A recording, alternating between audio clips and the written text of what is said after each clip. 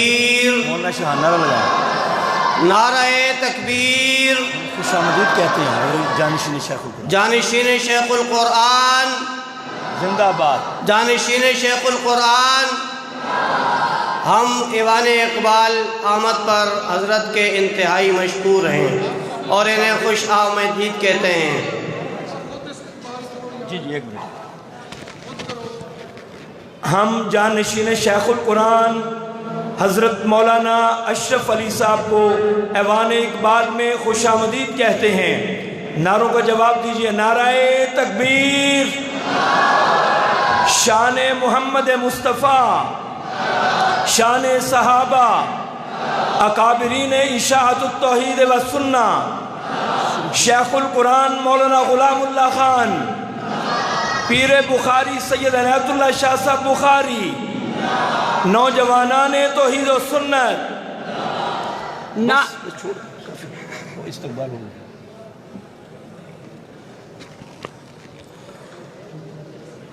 Unit شیخ القرآن کی جانب سے نوجوانان توحید و سنت پنجاب کے امیر محترم حضرت مولانا مفتی نعیم الرحمن صاحب اور NTS کی باقی تمام مجلس عاملہ و شورا اور بالخصوص شہزادہ اہل سنت پیر و مرشد پیر سید شفاء اللہ شاہ صاحب بخاری دامت برکاتہم العالیہ کو دل کی اتھاہ گہرائیوں سے ہدیہ تبریک پیش کرتا ہوں۔ اور میں آج یہاں کچھ بیان کرنے نہیں آیا بلکہ ان اکابر کی زیارت کرنے اور ان اکابر کے بیانات سننے کے لیے یہاں پر حاضر ہوا ہوں۔ صرف اپنی حاضری لگوانے کے لیے آپ کے سامنے مائک پر حاضر ہوا ہوں۔ ہماری گزشتہ دنوں پیر و مرشد سید شفاء اللہ شاہ صاحب بخاری دامت فیوضہم سے کراچی میں ایک تفصیلی ملاقات ہوئی تو ہم نے اس بات کو محسوس کیا کہ جس طرح پورے پنجاب کے اندر arts council hall Multan, arts council hall Sargodha, arts council hall Rawalpindi اور ایوان اقبال میں جس طرح عظیم الشان کنونشن اور سیمینار منعقد ہوتے ہیں، ہم نے یہ محسوس کیا کہ حضرت شاہ صاحب یہ چاہتے ہیں کہ کراچی میں بھی ایک ایسا ہی سیمینار منعقد ہونا چاہیے۔ تو الحمدللہ یونٹ شیخ القرآن کے شاہینوں نے یہ فیصلہ کیا ہے کہ رجب المرجب کے مہینے میں 5 مارچ کو انشاءاللہ العزیز آرٹس کونسل ہال کراچی کے اندر سیرت محمد الرسول اللہ سیمینار کا انعقاد کریں گے انشاءاللہ،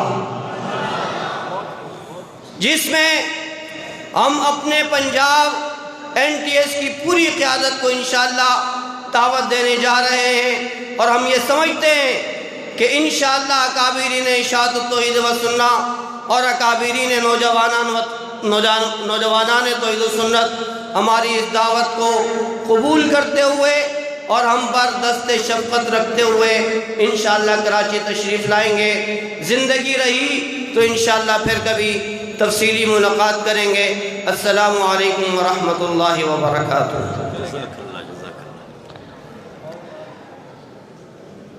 آج کے اس فقید المثال توحید و سنت کنونشن میں لاہور سے حضرت مولانا اسد اللہ فاروق صاحب محتمم جامعہ منظور الاسلامیہ، حضرت مولانا علامہ یونس حسن صاحب امیر تحریک امتناع قادیانیت آرڈیننس اور حضرت مولانا عاصم مخدوم صاحب جو کہ توحید و سنت کے عظیم ترجمان ہیں، وہ ہمارے اس عظیم الشان کنونشن میں تشریف لائے۔ میں دل کی گہرائیوں سے ان تمام معزز علماء کرام کا شکریہ ادا کرتا ہوں اور ان کو خوش آمدید کہتا ہوں۔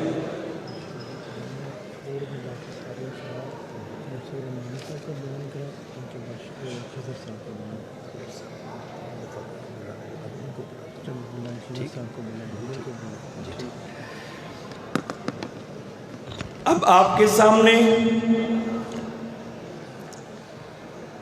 فاتح مذاہب باطلہ، شیر اشاعت، للکار اشاعت، مناظر اسلام، قاطع شرک و بدعت، حامی توحید و سنت حضرت مولانا علامہ خضر حیات صاحب بکروی آپ کے سامنے تشریف لاتے ہیں۔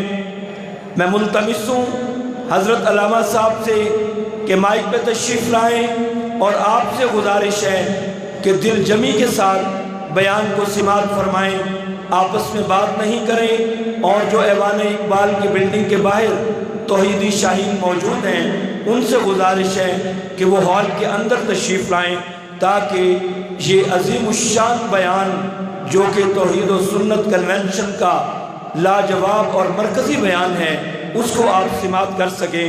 حضرت علامہ خضر حیات بکروی صاحب۔ نعرہ تکبیر، حق جمعیت اشاعت توحید و سنت، نوجوانان توحید و سنت، شیر اشاعت حضرت مولانا خضر حیات بکروی صاحب۔ نحمده ونصلي ونسلم على رسوله الكريم اما بعد۔ قابل قدر معزز علماء کرام، فرزندان توحید و سنت، آج کا یہ توحید و سنت سے معنون کنونشن، اس کے انعقاد پر شہزادہ اہل سنت اور ان کے رفقاء کو خراج تحسین پیش کرتا ہوں۔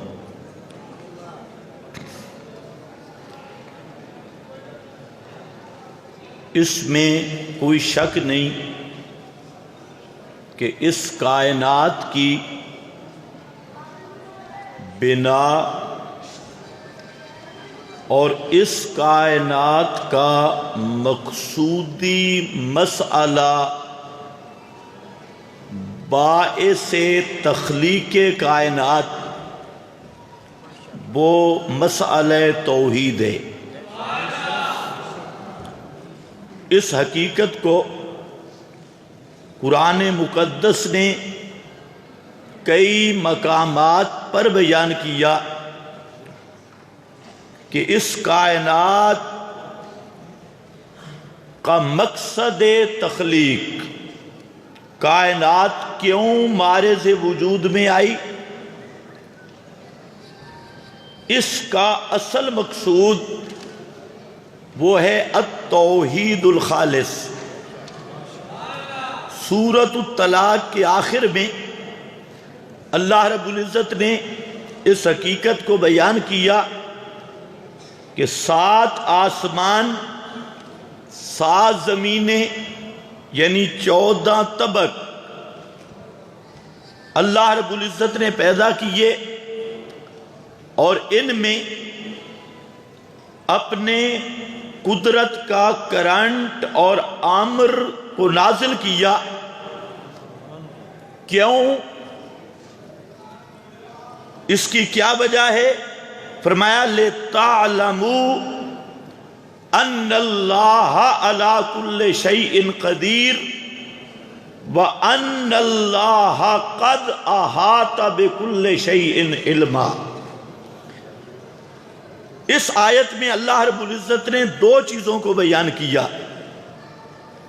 ایک چیز اہمیت توحید اور دوسری چیز ہے حقیقت توحید۔ اہمیت یہ ہے کہ 7 آسمان 7 زمینیں اور آسمان و زمین کے جو کچھ یتنزل الامر بینہن، ان کے درمیان میں جو کچھ ہے سب پیدا کیا دو بنیادیں سمجھانے کے لیے۔ ایک بنیاد ان اللہ علی کل شیء قدیر، کہ اس کائنات کی ہر چیز پر تصرف صرف رب العالمین کا، اور کائنات کے ہر ذرہ کو علم محیط، ہر چیز جاننے والا، ہمادان، یہ صرف اللہ رب العالمین کی ذات ہے۔ فرمایا یہ مقصد ہے، اور اسی مضمون کو سورہ احقاف میں بیان کیا، اور وہاں انداز اور رکھا۔ فرمایا ما خلقنا السماوات والارض وما بینہما الا بالحق، ہم نے آسمانوں اور زمین کو، وما بینہما، سورۃ الطلاق میں یتنزل الامر بینہن، اور یہاں ما بینہما الا بالحق، فرمایا 14 طبق آسمان و زمین، اس کے پیدا کرنے کا مقصد تھا بالحق، لِإِظْهَارِ الْحق، حق کو واضح کرنا اور اس حق کو ظاہر کرنا۔ یا اللہ وہ حق کیا تھا جس حق کو ظاہر کرنے کے لیے آسمان بنے، جس حق کو ظاہر کرنے کے لیے زمینیں بنی، جس حق کو ظاہر کرنے کے لیے سمندر، دریا، سورج، چاند، ستارے، بحر و بر کی ساری مخلوقات یہ پیدا ہوئی۔ وہ حق کیا ہے؟ فرمایا لہو دعوت الحق الا بالحق، لہو دعوت الحق، وہ حق یہ ہے کہ پکار کے لائق ہونا یہ صرف اللہ کا خاصہ ہے۔ پکار کے لائق ہونا یہ صرف رب کا خاصہ ہے، رب کے سوا کوئی پکار کے لائق نہیں۔ لہو دعوت الحق اللام للاختصاص، لہو تقدیم للحصر، الحق اللائق بالدعا، اور معنی یہ ہے کہ ہر پکار کے لائق ہونا یہ صرف رب العالمین کا خاصہ ہے۔ یہ حق تھا، اس حق کے اظہار کے لیے اللہ رب العزت نے اس کائنات کو وجود بخشا، اور حضرت شیخ القرآن مولانا غلام اللہ خان رحمت اللہ تعالی علیہ، انہوں نے عجیب جملہ لکھا بھی اور ارشاد بھی فرمایا کہ یہودی کہا کرتے تھے کائنات حضرت عزیر کے لیے بنی، عیسائی آئے انہوں نے کہا کائنات حضرت عیسیٰ کے لیے بنی، اور ان کی اگلی نسل آئی انہوں نے کہا کہ کائنات 5 تن پاک کے لیے بنی، ان کی اگلی نسل آئی انہوں نے کہا کائنات نبی کریم صلی اللہ علیہ وسلم کے لیے بنی۔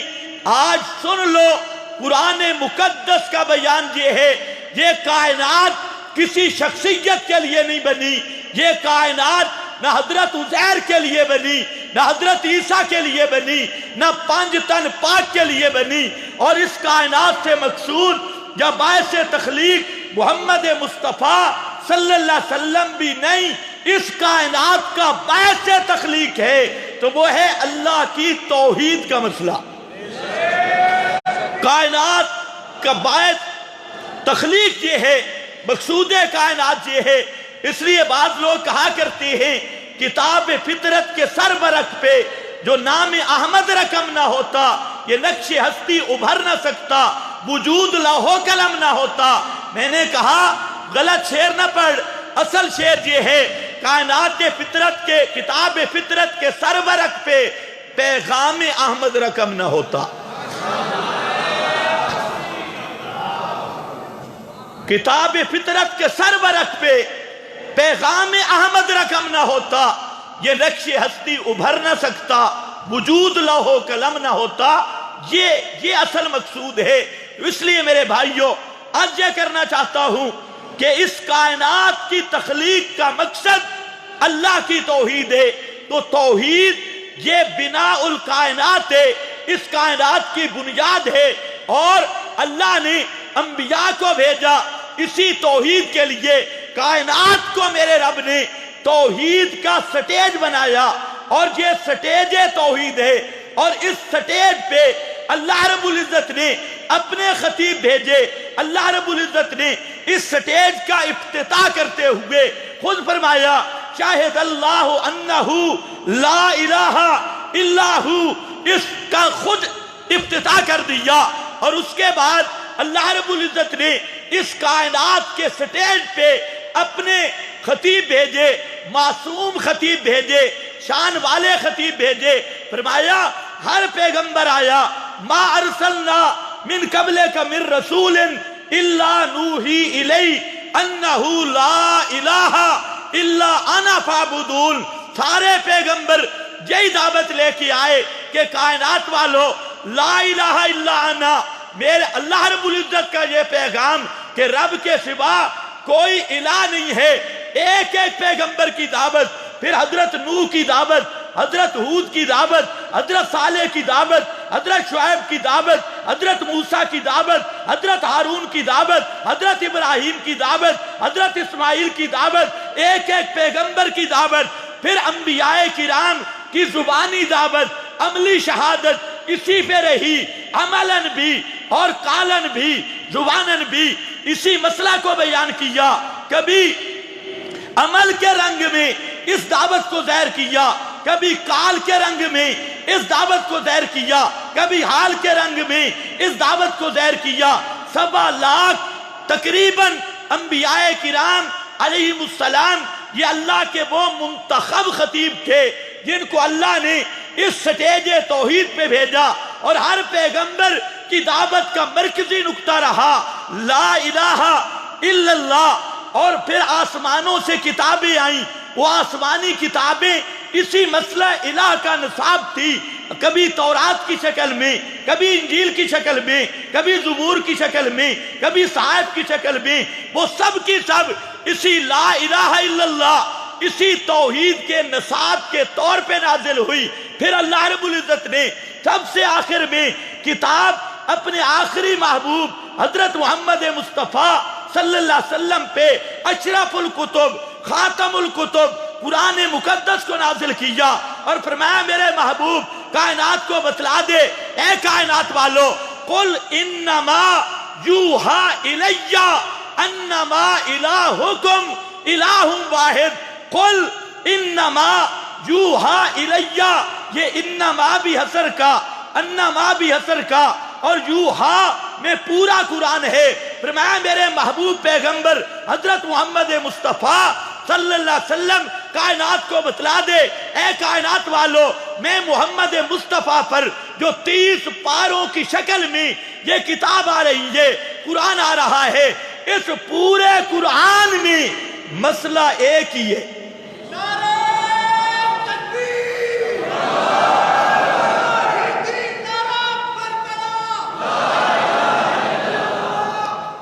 اس پورے قرآن میں مسئلہ ایک ہے، انما یوحا الی۔ وہ مسئلہ کیا ہے؟ فرمایا الہ ایک ہے، مسئلہ بھی ایک، الہ بھی ایک۔ جہاں میرے شیخ القرآن نے فرمایا کہ یہ کیا مسئلہ ہوا، یہ ایک ہی مسئلہ آیا۔ سورۃ البقرہ میں امام رازی نے 2000 سے زائد مسائل بیان کیے، آل عمران آگے چلتے جاؤ لاکھوں مسائل ہیں، تو یہ قرآن نے کیا کہا؟ مسئلہ ایک آیا اور کوئی مسئلہ نہیں۔ قیامت کا مسئلہ ہے، نبوت کا مسئلہ ہے، معجزات کا مسئلہ ہے، حجیت حدیث کا مسئلہ ہے، تقلید کا مسئلہ ہے، اور بڑے مسائل قرآن نے بیان کیے۔ نماز، روزہ، حج، زکوٰۃ کا مسئلہ ہے، اور یہاں قرآن نے کہہ دیا انما یوحا الی انما الہکم الہ واحد، کہ مسئلہ صرف ایک ہے، تو میرا شیخ بولا مخدوم مسئلہ ایک ہے، مخدوم مسئلہ ایک ہے، باقی سارے مسائل اسی مسئلے کے خادے میں۔ نماز کیا ہے؟ لا الہ الا اللہ کا مظہر ہے، زکوٰۃ، روزہ، حج، زکوٰۃ اسی مسئلے کے مظاہر ہیں، اور نبوت، رسالت کا مسئلہ اسی مسئلے کا ستھرا بیان ہے، صحابہ کی عظمت کا مسئلہ اسی مسئلے کا وہ سٹیج ہے، ازواج محمد مصطفیٰ کا مسئلہ وہ دائی کے متعلقات ہیں، قیامت کا مسئلہ، قیامت کس چیز کا نام ہے؟ اہل توحید اور اہل شرک کے عملی فرقان، عملی فرق کا نام ہے، اور قیامت اسی توحید کے مشاہدے کا نام ہے۔ جنت کس چیز کا نام ہے؟ جہنم کس چیز کا نام ہے؟ جنت اہل توحید کے انعام کا نام ہے، جہنم توحید کے منکروں کی سزا کا نام ہے۔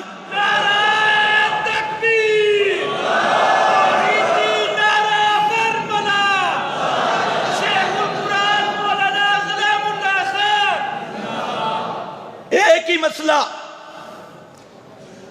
انما یوحا الی انما الہکم الہ واحد۔ سورۃ ہود میں اللہ رب العزت نے شروع میں قرآن کی عظمت ذکر کی اور ساتھ فرمایا اللہ تعبدوا الا اللہ۔ یہ قرآن کیوں آیا؟ بے اللہ تعبدوا الا اللہ۔ امام رازی نے لکھا اس مقام پہ لا مقصودہ من ھذا الکتاب الشریف الا الحرف الواحد۔ اے کائنات والو، قرآن مقدس کا مقصد، قرآن کا ہدف، قرآن کا مشن، قرآن کا اصلی نقطہ، مرکزی نقطہ اس کتاب کا ایک ہی حرف، ایک ہی ہدف ہے، اور وہ ہے اللہ تعبدوا الا اللہ۔ اے کائنات والو، اللہ رب العزت کے سوا ما فوق الاسباب جاننے والا بھی کوئی نہیں، کرنے والا بھی کوئی نہیں، سننے والا بھی کوئی نہیں، دیکھنے والا بھی کوئی نہیں، رب کے سوا حاجت روا کوئی نہیں، مشکل کشا کوئی نہیں، رب کے سوا داتا کوئی نہیں۔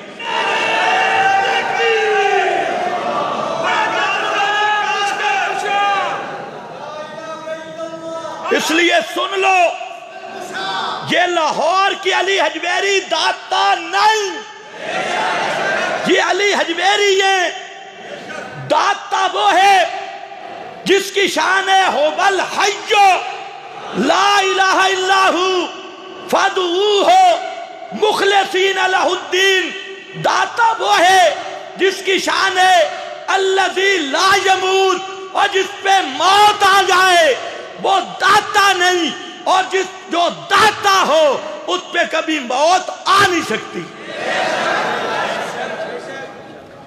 قرآن مقدس کا ہدف یہی، آگے امام رازی کا جملہ ہے، اور لاہور کے مفتیوں کو سنانا چاہتا ہوں، مولویوں کو سنانا چاہتا ہوں، جن کی ساری تحقیقات تحت سرہ تک ہے۔ کتاب الاستنجاء، کتاب استحاضہ، کتاب الحیض ہے، حیضی مفتیوں سنو۔ امام رازی نے لکھا کہ من صرف عمرہ فی غیرہ من المسائل، جس آدمی نے اس مسئلہ کو بیان نہیں کیا، ساری زندگی کتاب الحیض پہ رہا، کتاب الاستحاضہ پہ رہا، ساری زندگی اس کے مسائل تحت سرہ چلتے رہے، اور یہ جو محل تھا دل، کتب فی قلوبہم الایمان، اللہ نے ایمان اور توحید کا گھر دل کو بنایا۔ ایک آدمی ساری زندگی مسائل پہ رہا، اور ساری زندگی کوئی شیخ الحدیث بنا رہا، کوئی شیخ التفسیر بنا رہا، کوئی مفتی اعظم بنا رہا۔ امام رازی کہتی ہیں قد خواب و خسرا، وہ برباد ہو گیا، اس نے اپنی زندگی کو ضائع کر دیا۔ اگر مسئلہ توحید کو بیان نہیں کیا، اس کے سارے علوم اس کے لیے باعث لعنت بن جائیں گے۔ قد خواب و خسرا۔ آج ہمیں کہتے ہیں ہر جگہ پہ توحید، ہر مجلس میں توحید، اور ان کو تو کئی بے بدتمیز یہ بھی کہتی ہیں انہوں توحید دا حیدہ ہو جائے، انہوں توحید دا حیدہ ہو جائے، ہر جگہ پہ توحید۔ فرمایا لا مقصود من حاضر کتاب شریف، اور فرمایا قل ہذہ سبیلی سبیلی منہاجی و سنتی، میرے محبوب بتلاؤ اے کائنات والو، ہذہ سبیلی، میں محمد مصطفیٰ کا مشن، منہاجی، میرا منہاج، میرا طریق، میرا نسب العین، ہذہ، میرے پیر ولی کامل ابن تیمیہ وقت حضرت مولانا سید عنایت اللہ شاہ سے بخاری رحمت اللہ تعالیٰ علیہ یا فرماتی ہیں قل ہذہ سبیلی، فرمایا اے جڑا رستہ سورہ یوسف جو گزر کے آئے، ہذہ اے جڑا رستہ سورہ ہود تو گزر کے آئے، کہ میرے پیغمبر سورہ ہود تھی اللہ تعبدو الا اللہ، ہذہ سورہ یوسف تھی امر اللہ تعبدو الا ایاہو، فرمایا یہ ہے میرا راستہ، قل ہذہ سبیلی، اور اس کا اجمال ادعو الی اللہ۔ تو میرے بھائیوں، یہ کائنات کی بنا مقصود کائنات وہ مسئلہ توحید ہے، اور نمبر 2 روح کائنات وہ بھی مسئلہ توحید ہے۔ میرے محبوب نے فرمایا لا تقوم الساعۃ حتی لا یقال فی الارض اللہ اللہ، اس وقت تک قیامت قائم نہیں ہو سکتی جب تک اس فی الارض، کیا ہے فی الارض، الال ارض نہیں، فی الارض، الال ارض نہیں، توجہ ہے میری طرف، اس وقت تک قیامت نہیں آ سکتی جب تک اس زمین کے اندر ایک بھی لا الہ الا اللہ کہنے والا موجود ہو۔ توجہ ہے؟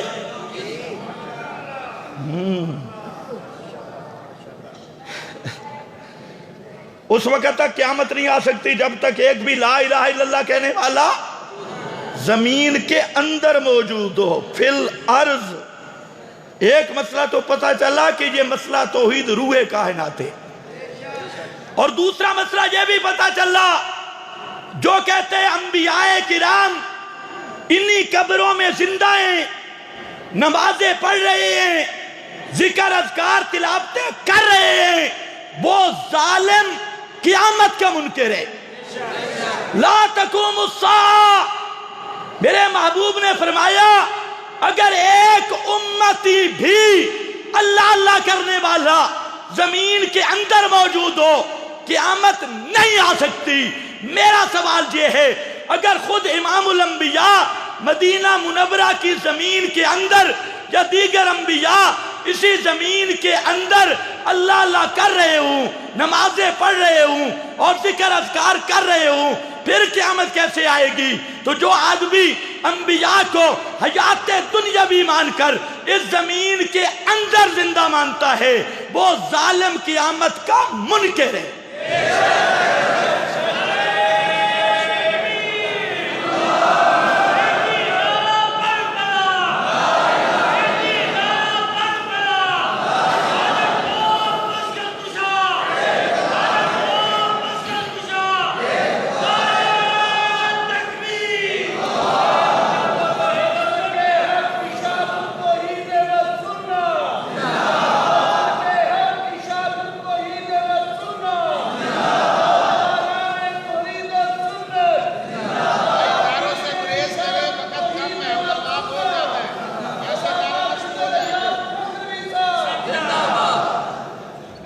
یہ فروعی مسئلہ ہے، قیامت کو ماننا فروعی مسئلہ ہے، اصولی مسئلہ ہے۔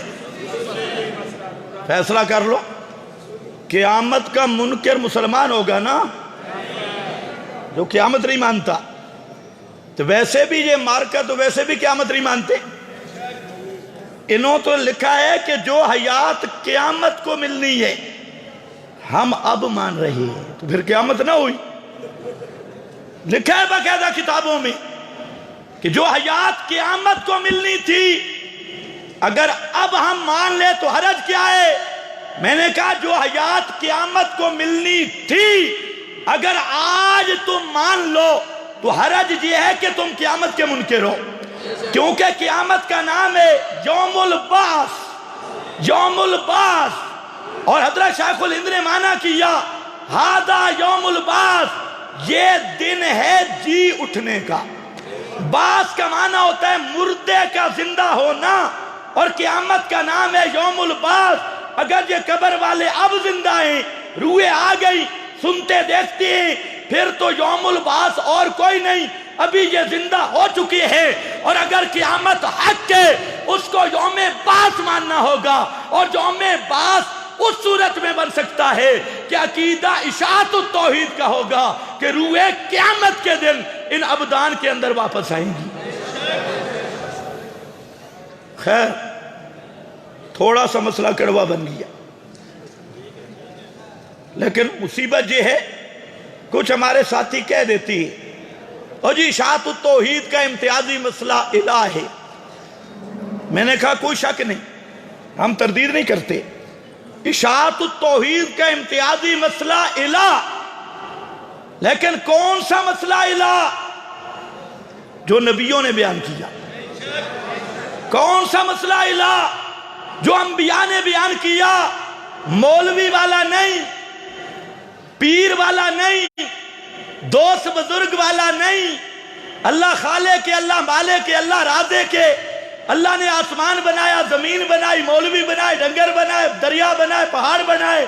میرے دوستوں بزرگوں، اللہ بہت بڑا ہے، بہت بڑا۔ اے ابو جہل علی توحید ہے، سورہ یونس پڑھ، اتنی وہ بھی مانتا تھا۔ اور جو نبیوں والی توحید ہے، نبیوں والا مسئلہ الہ ہے، کعبہ کے رب کی قسم، یا اس کے شروع میں مسئلہ حیات ہے یا آخر میں مسئلہ حیات ہے۔ نبیوں کا مسئلہ الہ، مسئلہ سما اور حیات کے بغیر بیان ہوئے ہی نہیں۔ دیکھ جد الانبیاء خلیل اللہ حضرت ابراہیم باپ کے سامنے ہے، تب بھی کہتے ہیں یا ابت لما تعبدو۔ اگدے نے مسئلہ سما کیوں چھیڑ دیں جی؟ کہتے حضرت ابراہیم دے زمانے جو تو حاضر دی پارٹی جو منائی، انہاں بھی آکھا۔ اور جب قوم کے سامنے گئے اور کیا کہا؟ حل یسمعونکم اذ تدعون، حل یسمعونکم اذ تدعون۔ او میری قوم والو، پہلے مسئلہ سما، پہلے مسئلہ سما سنتی جب تم ان کو پکارتے ہو۔ آگے وہ آکھنے لگے بل بالان دے ازرا بستے، انہاں کے اتھے ساڑھے اکابر دے اختلاف ہے، بل اس گال نورامن دے۔ اے مسئلہ سما نہ چھیڑ۔ آج ہمیں بھی لوگ کہتے ہیں یار مسئلہ الہ بیان کرو، سما کی کیا ضرورت ہے، حیات کی کیا ضرورت ہے؟ میں نے کہا تو نے مسئلہ الہ سمجھا ہی نہیں ہے۔ ہم وہ مسئلہ الہ بیان کرتے ہیں جو ابراہیم خلیل نے بیان کیا، اللہ کے نبیوں نے بیان کیا، اور جو نبیوں نے مسئلہ الہ بیان کیا اس کے یا شروع میں یا آخر میں وہ بغیر سما کی نفی کے وہ مسئلہ حل ہو نہیں سکتا، وہ بیان ہو نہیں سکتا۔ دیکھ وہ حضرت ابراہیم ہیں اور حضرت محمد مصطفیٰ وہ کیا بیان کرتے ہیں؟ فرمایا اے کائنات والو، اللہ لا الہ الا ہو، آگے پھر مسئلہ یاد آ گیا، الحی، اللہ وہ ہے جس کے سوا الہ کوئی نہیں، الحی دلیل اول، اس لیے اس کے سوا الہ کوئی نہیں، لا الہ الا ہو، لا حی الا ہو، اس کے سوا ہمیشہ زندہ رہنے والا کوئی نہیں۔ اور سورہ حامی مومن ابھی میں نے حوالہ دیا ہو، والحی لا الہ الا ہو فادعوہ۔ اور نبیوں نے جو مسئلہ الہ بیان کیا اس میں یہ سما حیات آتا ہے، اور جو ملا بے ایمانی کرتا ہے اس کو مسئلہ الہ سے جدا کرتا ہے۔ ہم مولوی والی بات نہیں مانتے، ہم مانتے ہیں اللہ کے نبیوں والا مسئلہ الہ۔ سورہ نال اٹھا، کیا فرمایا؟ والذین یدعون من دون اللہ لا یخلقون شیئا وہم یخلقون اموات غیر احیاء وما یشعرون ایان یبعثون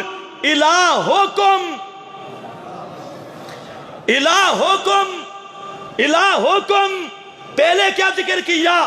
رب کے سوا جن کو پکارتے ہیں، لا یخلقون شیئا، وہ کوئی چیز پیدا نہیں کر سکتے، وہم یخلقون، وہ خود پیدا کیے ہوئے ہیں، اموات غیر احیاء، مردے ہیں جن میں جان نہیں، وما یشعرون، اور نہیں شعور رکھتے، ایانا یبعثون، کب زندہ کر کے اٹھائے جائیں گے، الہکم الہ واحد، پتہ چل گیا الہ تمہارا الہ ایک ہے۔ وہاں پر بھی مسئلہ حیات پہلے ذکر کیا، مسئلہ الہ بعد میں ذکر کیا، اس لیے یاد رکھ لو انبیاء کی دعوت یہی ہے، جب مسئلہ الہ بیان ہوگا سماعت کی تردید کرنی پڑے گی۔ اگر کہتے ہیں میں مسئلہ الہ بیان کرتا ہوں اور سماعت کی تردید نہیں کرتا، یہ دو نمبری کر رہا ہے، ایسے دو نمبر خطیب کا محاسبہ ہونا چاہیے۔ اگر مسئلہ الہ بیان کرنا ہے تو پھر مسئلہ سماع اور مردوں کے سننے کی تردید کرنی پڑے گی۔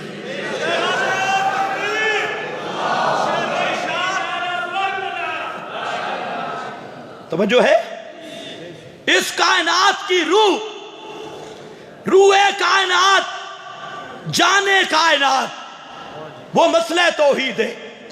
جب تک توحید کا مسئلہ اس کائنات میں موجود رہے گا، رب العالمین اس کائنات کو ختم نہیں کریں گے، اور جس دن یہ روح نکل گئی کائنات مردہ ہو جائے گی۔ ایک آدمی بھی، یہاں پر بھی ذرا توجہ فرما لیجئے، لوگ سمجھتے ہیں کثرت نجات کا سبب ہے، بندے زیادہ ہوں، اور رب العالمین کے ہاں کیا معیار ہے کہ پوری کائنات میں اگر ایک بندہ ہو اس مسئلہ الہ کو ماننے والا تو اللہ فرماتے ہیں میری کائنات آبادی کے قابل ہے۔ پورے آسمان و زمین میں صرف ایک آدمی ہو تو کائنات آباد ہے۔ اور مولوی بیچارہ ڈرتا ہے اگر میں نے مسئلہ بیان کیا مقتدی کم ہو جائیں گے، لوگ کم ہو جائیں گے۔ جہاں قلت کثرت نہیں، مسئلے کو دیکھنا ہے۔ تو میرے بھائیوں، یہ وہ مسئلہ ہے جو سب انبیاء کی دعوت، سب اولیاء کی دعوت، سب کتابوں کا مرکز اور سب کا بنیادی نقطہ یہی مسئلہ ہے، اور قیامت کے دن یہی مسئلہ ہوگا جس پر نجات کے فیصلے ہوں گے۔ قیامت کے دن جو جس قدر اس مسئلے پر محنت کرنے والا ہوگا، جو جس قدر اس مسئلے کو بیان کرنے والا ہوگا، اللہ رب العزت اس کو اس کے مناسب درجات عطا کریں گے۔ اسی مسئلے پر رفتیں ملیں گی۔ دعا ہے اللہ مجھے اور آپ کو اہل توحید کے سنگ زندگی، انہی کے سنگ مرنا اور انہی کے سنگ قیامت کے دن اٹھنا نصیب فرمائے۔ وآخر دعوانا الحمدللہ۔